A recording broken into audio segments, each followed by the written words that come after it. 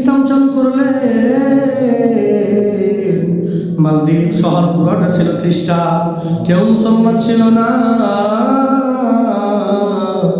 আল্লাহ তাআলা ওই শহরের ভিতরে ইসলামের হাওয়া চালু করে দিলেন। কেমনে চালু করে দিলেন? আল্লাহ তাআলা একজন হাফেজের বরকতে, একজন কোরআন কারীমের হাফেজ, আল্লাহ তাআলা হাফেজের বরকতে পুরো মালদ্বীপ শহরের ভিতরে আল্লাহ তাআলা ইসলামের হাওয়া চালু করে দিলেন। আরব বণিকদের একটা জাহাজ, মালদ্বীপের চতুর্পাশে সাগর, এই সাগরের ভিতরে আরবদের একটা বড় জাহাজ ডুবে গেল, সবাই মারা গেল, সকলেই মৃত্যুবরণ করলো। কিন্তু আল্লাহ তাআলা একজন কোরআনের হাফেজকে বাঁচিয়ে রাখলেন। হাফেজের নাম হাফেজ আবুল বারাকাত ইউসুফ বরবরি রাহমাতুল্লাহি আলাইহি। আল্লাহ তাআলা সমস্ত মানুষকে ডুবাই দিলেন, কিন্তু আল্লাহ তাআলা একজন কোরআন কারীমের হাফেজকে বাঁচিয়ে রাখলেন। কাঠের উপর বাঁচতেছে কোরআনের হাফেজ, 10 বছর বয়সী হাফেজ। আল্লাহ তাআলা হাফেজকে বাঁচিয়ে দিলেন। ওই দিক দিয়ে ছেলেরা সাগরের ভিতরে নামছে মাছ ধরার জন্য। মাছ ধরার জন্য যখন নামছে, নামার পরে দেখতেছে একজন ফুটফুটে বালক, একজন ফুটফুটে বালক তক্তার উপরে বাঁচতেছে, কাঠের উপরে বাঁচতেছে। ছেলেরা ওই ছেলেটারা ধরে বাজারে নিয়ে তুললো বিক্রি করার জন্য, কিন্তু তারা এমন দাম চায়, কেউ তাদের কিনতে রাজি হয় না। ওই শহরের ভিতরে একজন হিন্দু মহিলা ছিল, মহিলার স্বামী নাই, মহিলার সন্তান নাই, একটা মাত্র কন্যা সন্তান আছে। এই সন্তানটা বিবাহ দিয়ে দিলে স্বামীর বাড়িতে চলে যাবে, মেয়েটা কেমনে থাকবে? এই মহিলাটা বাজারে আইসা বলতেছে, এ বন্ধুরে, তোমাদের যত টাকা লাগে নিয়ে নাও, প্রয়োজনে এই ছেলেটারে আমারে দিয়ে দাও। তোমাদের যত টাকা লাগে আমি সমস্ত টাকা দিয়ে দিব। এই সমস্ত টাকার বিনিময়ে এই ছেলেটারে তোমরা আমার কাছে বিক্রি করে দাও। আমি এই ছেলেটার আমার নিজের সন্তানের মতো মানুষ করব, আমার সন্তান হিসেবে পরিচয় দিব। আমার মেয়েটা তার ভাইয়া বলে ডাকবে, আর এই সন্তানটা আমার মা কইয়া ডাকবে। যখন আমি আমার মেয়েটার বিবাহ দিব, এই সন্তানটা আমার খরচপাতি চালাইবে। এই জন্য এই সন্তানটা তোমরা আমার কাছে বিক্রি করে দাও। জেলেরা তার কাছে বিক্রি করে দিল। এই সন্তান বাড়িতে যাওয়ার পর মেয়েটা তার ভাইয়া বলে ডাকে, এই সন্তান ওই হিন্দু মহিলার মা বলিয়ে ডাকে। এইভাবে চলতেছে একটা দিন। এই সন্তানটা বাড়িতে আসার পর লক্ষ্য করে দেখতেছে, বাড়িতে আসার পর লক্ষ্য করে দেখে মা দরজায় বসে কান্না করে, চোখের পানি ফেলে কান্না করে। সন্তান জিগায়, ও মা তোমার কি হয়েছে?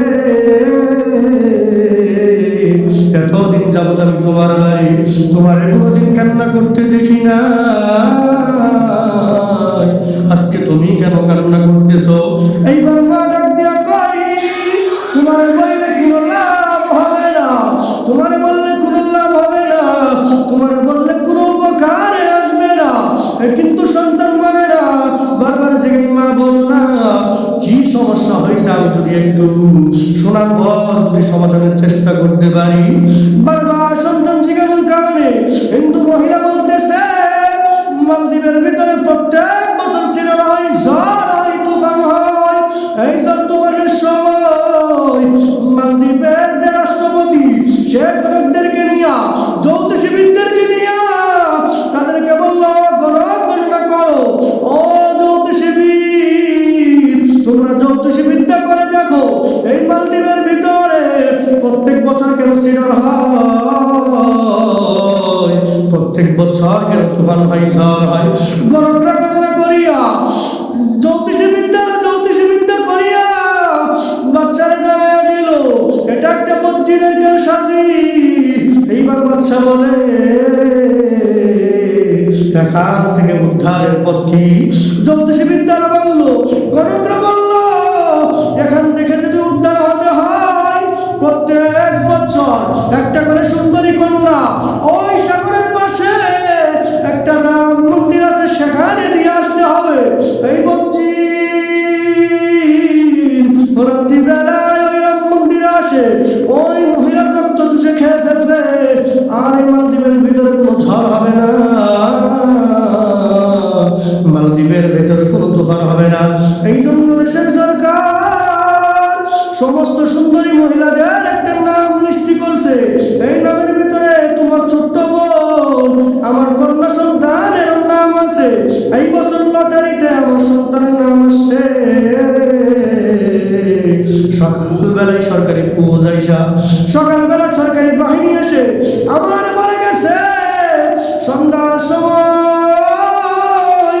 আমি যাতে আমার সন্তানটাকে সাজায় রাখি, সন্ধ্যার পরে আমার সন্তান নিয়ে ওই নাম মন্দিরে দেখে আসবে। এই জন্য আমি কান্না করতেছি, একটা মাত্র কন্যা সন্তান, এই সন্তানকে যদি নিয়ে যাই আমি কেমনে সহ্য করবো? এইবার কোরআনের আয়াত ডাক দিয়ে বলে, ও মা চিন্তা করো না, চিন্তা করো না, আল্লাহ তাআলা আমার ভিতরে এমন একটা শক্তি দান করছে, আমি আমার ভিতরে এমন একটা শক্তি অর্জন করছি যে শক্তির কাছে ওই বদ জিনের আসর পরাজিত হয়ে যাবে। এইবার ওই সন্তান ডাক দিয়ে বলে, ও আম্মা জান, আপনি আমার বোনটারে তার নানার বাড়িতে পাঠিয়ে দেন, সুন্দর করে সাজায় নানার বাড়িতে পাঠিয়ে দেন, আর বোনের কাপড়টা আপনি আমারে পরায় দেন। আমি ছোট্ট বালক, আমার এখনো দাড়ি মুছ হয় নাই, আমার দেখলে বুঝতে পারবেন আমি ছেলে নাকি মেয়ে, আমার মেয়ের সাথে সাজায় দেন। সন্ধ্যার সময় যখন সরকারি বাহিনী আসবে আপনি আমার ওই বাহিনীদের কাছে তুলে দিয়েন। এইবার মাটা ডাক দিয়ে কয়, ও বাবা, তোমার অনেক কষ্টের পরে পেয়েছি, তোমার আমি হারাইতে পারবো না। এই মেয়েটারে যদি বিবাহ দিয়ে দেয় সে তো তার স্বামীর বাড়ি চলে যাবে, আমার দেখাশোনা করবে কে, আমার খাওয়াই রোজগার করে খাওয়াবে কে? তোমার বড় আশা করে নিছি আমি তোমার হারাইতে পারবো না, কিন্তু সন্তান মানে না, তুমি আমার মেয়ের সাথে সাজায় দাও, আমার কোনো সমস্যা হবে না। এইবার মাটা তাই করলো, বোনটারে নানার বাড়িতে পাঠায় দিল, এই ছেলেটারে সুন্দর করে নববধূর সাথে সাজায় দিল। সন্ধ্যাবেলায় সরকারি বাহিনী এসে বলে, মেয়েটার সাজাইছো নি, মেয়েটার আমার হাতে তুলে দাও। এইবার মা যখন দরজা খুলছে, দরজা খোলার পরে দেখে সরকারি বাহিনী, তখন ওই মায়ের ওই মেয়েটা ওই বৃদ্ধ মহিলা বলে উঠছে রাম রাম, কি বলছে? রাম রাম বলে উঠছে। এইবার সন্তান মনে মনে বলে, ও মা, তোমার রাম বাঁচাইতে পারবো না, আমার বাঁচানোর মালিক একমাত্র আল্লাহ, তোমার রাম বাঁচাইতে পারবে না। একদিন খাজা মঈনুদ্দিন চিশতি রহমতুল্লাহি আলাইহি, খাজা মঈনুদ্দিন চিশতি রহমতুল্লাহি আলাইহি রাত্রিবেলায় সফর করতেছে। সফর করার সময় তার সঙ্গীরা বলল, তার সাথীরা বলল, রাত্রি হয়ে গেছে, অনেক ঠান্ডার দিন, একটু পানি গরম করে নিয়ে আসো, আমি ওযু করে নামাজটা পড়বো। সঙ্গে আশেপাশে আগুন খুঁজে কোনো জায়গায় আগুন নাই, একটা জায়গায় গিয়ে লক্ষ্য করে দেখে ওই জায়গার মানুষরা আগুনের পূজা করতেছে। এইবার খাজা মঈনুদ্দিন চিশতি রহমতুল্লাহি আলাইহি শাগরেদ বলতেছে, ও আপনি পূজারী, আমারে আগুন দিবানি, আমাদের পীর সাহেব একটু পানি গরম করে ওযু করবে। অগ্নি পূজারীরা বলে, এটা আমাদের খোদা, আগুন দেওয়া যাবে না। এইবার খাজা মঈনুদ্দিন চিশতি রহমতুল্লাহি আলাইহি ওই সমস্ত অগ্নি পূজারীদের কাছে চলে গেলেন। যাওয়ার পর বলতেছে, অনেকদিন যাবত তো তোমরা অগ্নি পূজা করো। এই অগ্নি যদি তোমাদের রব হয়, তোমাদের যদি মালিক হয়, একটু পরীক্ষা করে দেখবানি এই আগুন তোমাদেরকে জ্বালায়নি। যদি এই আগুন যদি তোমাদেরকে দুনিয়ায় জ্বালায়, তাহলে এই আগুন তোমাদেরকে আখিরাতেও জ্বালায় দিবে। আর যদি দুনিয়ায় না জ্বালায়, তাহলে বুঝতে পারবো আখিরাতেও তোমাদেরকে জ্বালাবে না। এইবার নদীর মুরিদরা বলতেছে এটা কি সম্ভব? অগ্নি পূজারীরা বলতেছে এটা কি সম্ভব নাকি আদৌ? আগুনের কাজ হলো পোড়ানো। আগুনের ভিতরে যে ঢুকবে তাকেই তো পোড়ায় দিবে। আগুনের কাজ হলো পোড়ানো। এইবার খাজা মঈনুদ্দিন চিশতি রহমাতুল্লাহি আলাইহি বলতেছে আগুন তার নিজের পক্ষ থেকে জ্বালাইতে পারে না। আগুনের মালিক আছে একজন, তিনি যদি বলে জ্বালা, তাহলে আগুন জ্বালাইতে পারে। আর তিনি যদি হুকুম দেন, আগুন জ্বালাইতে পারে না। এই বলে খাজা মঈনুদ্দিন চিশতি রহমাতুল্লাহি আলাইহি তাদের একটা বাচ্চা নিয়ে আগুনের ভিতরে ঝাঁপ দিল। অগ্নি পূজারীরা বলতেছে এই মৌলবী মরবে মরুক, কিন্তু আমাদের সন্তান নিয়ে কেন আগুনে ঝাঁপ দিল? এইবার ওই আগুন থেকে খাজা মঈনুদ্দিন চিশতি রহমাতুল্লাহি আলাইহি তিনি আপন অবস্থায় বের হয়ে আসলেন। আগুন তারা জ্বালাইল না। এইবার সমস্ত অগ্নি পূজারীরা বলে এটা কেমন ক্ষমতা? এইবার খাজা মঈনুদ্দিন চিশতি রহমাতুল্লাহি আলাইহি বলে এটা তো তোমাদের আগুন বাঁচাইতে পারে নাই, তোমাদের আগুনের কাজ জ্বালানো না। আমাদের একজন মালিক আছে, তিনি যদি বলে আগুন না জ্বালাইতে, আগুন জ্বালাইতে পারে। আর যদি তিনি তাদেরকে আদেশ করেন যে আগুন জ্বালাইতে পারবে না, তাহলে আগুন জ্বালাই না। এই জন্য মালিক আমারে বাঁচাই দিছে। এইবার সমস্ত অগ্নি পূজারীরা কালিমা পড়ে মুসলমান হয়ে গেছে। এই সন্তান ডাক দিয়া বলে ও বাজান, রাম বাঁচাইতে পারবে না, বাঁচাইবে তো আমার আল্লাহ। এইভাবে এই সন্তানটা যাইতে যাইতে তিনটা জায়গায় পরীক্ষা করা হয় এটা ছেলে নাকি মেয়ে। কিন্তু আল্লাহ তাআলার কি কুদরত, একটা জায়গায় পরীক্ষা করে না এটা ছেলে নাকি মেয়ে।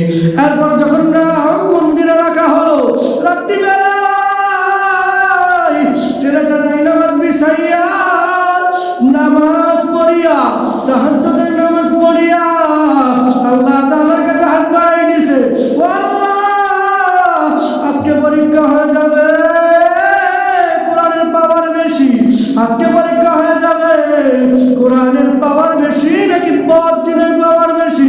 ও আল্লাহ পরীক্ষা হয়ে যাবে। এটা বলে সন্তান নামাজ শেষ করিয়া সূরা ইয়াসিন পাঠ করা শুরু করছে। এই দিকে লক্ষ্য করে দেখে সাগরের ভিতরে ঝড় উঠেছে, তুফান উঠেছে। এই ঝড় তুফান যখন রাম মন্দিরের দিকে ছুটে আসতেছে, এই ছেলেটা কোরআন শরীফের কলিজা সূরা ইয়াসিন পাঠ করিয়া ওই ঝড় তুফানের দিকে ফু দিয়া দিছে। তারপর লক্ষ্য করে দেখতেছে এই কোরআন শরীফের ফুৎকার আর ওই ঝড় তুফানের জায়গায় লড়াই করতেছে। এক পর্যায়ে লড়াই করতে করতে এক পর্যায়ে দেখা গেল ওই বজ্রের আসর পরাজিত হয়ে গেছে, আর কোরআন কারীম বিজয় লাভ করছে। এরপর সকালবেলা সরকারি বাহিনী ওই মহিলাটার নিয়ে আসার জন্য গেল। যাওয়ার পর লক্ষ্য করে দেখতেছে মহিলা তো না, একটা ছেলে বসে আছে। সরকারি বাহিনী তারা জিজ্ঞাসা করে রাত্রিবেলায় রাইখা গেলাম মহিলা, এখন দেখি ছেলে মানুষ। ওই ছেলেটা ডাক দিয়া বলে রাত্রিবেলায় আপনি আমার এই রাইখা গেছেন।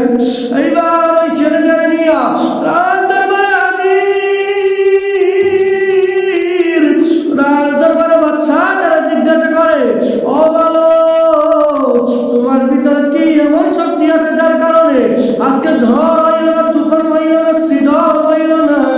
এই ছেলেটা ডাক দিয়া বলে আমার ভিতরে আল্লাহ তাআলার 30 পারা কোরআন আছে, আমার ভিতরে এমন শক্তি আছে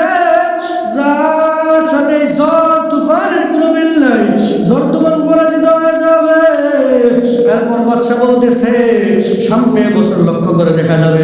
তোমার কোরআন যদি সত্য হয়, তুমি যদি বিজয় লাভ করো, আমরা সকলে কালিমা পড়ে মুসলমান হয়ে যাব। পরের বছর একটি কাহিনী, কোরআন